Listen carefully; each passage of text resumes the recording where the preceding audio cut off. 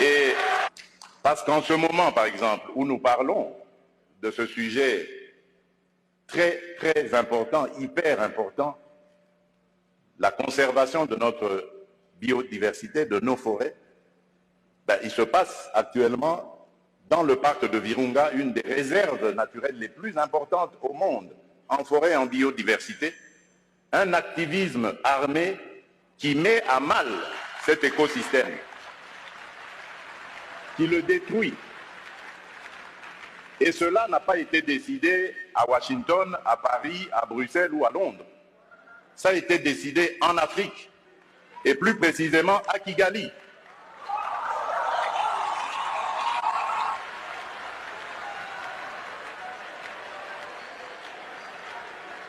C'est l'œuvre d'un frère africain.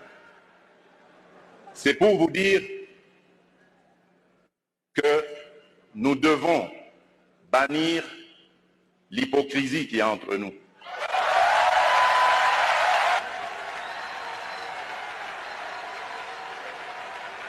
Nous devons bannir des fléaux tels que le tribalisme, la haine de l'autre. Et c'est là, je crois, que nous pourrions parler d'abattre nos barrières, d'effacer les tarifs douaniers, etc. Tout simplement parce que, malgré nos engagements, rappelez-vous, à l'Union africaine, l'horizon 2020 était l'objectif pour faire taire les armes en Afrique. C'est devenu une chimère. Et nous ne nous en offusquons pas. Nous ne condamnons pas. Et tant que ce sera comme ça, il faudra oublier toutes les bonnes initiatives telles que celles préconisées par le président Ruto. Nous devons avoir le courage de nous regarder entre Africains, les yeux dans les yeux.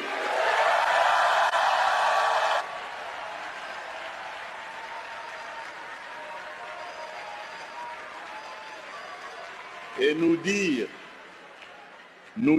que on ne peut pas s'appeler frère et se poignarder dans le dos en même temps.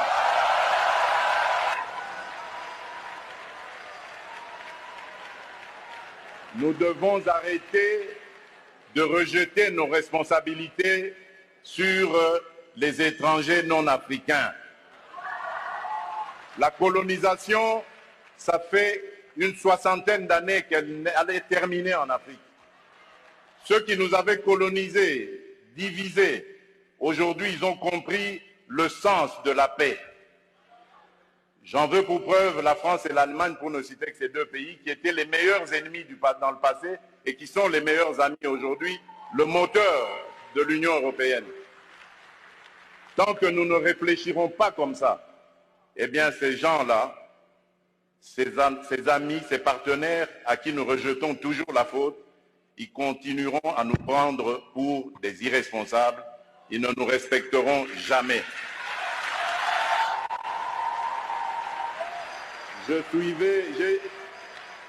J'ai suivi tout à l'heure avec attention l'adresse du président Macron, toute sa bonne volonté à vouloir venir dans des partenariats, mais j'ai tout de suite compris par son attitude que c'était du politiquement correct. Il n'en croyait pas un mot. Non pas parce que lui est menteur, non, loin de là. Parce que nous ne sommes pas sérieux, et eux le savent.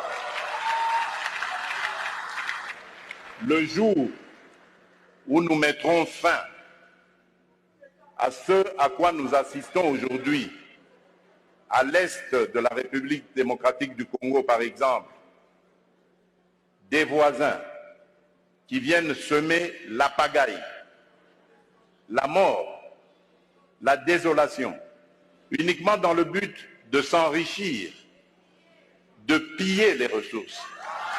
Le jour où nous mettrons fin à ce genre de comportement, alors oui, là nous aurons compris. Parce que je suis désolé, en tant que président de la République démocratique du Congo et face à ce genre de choses, je ne suis pas tenté de construire des ponts, mais plutôt des murs pour sécuriser ma population.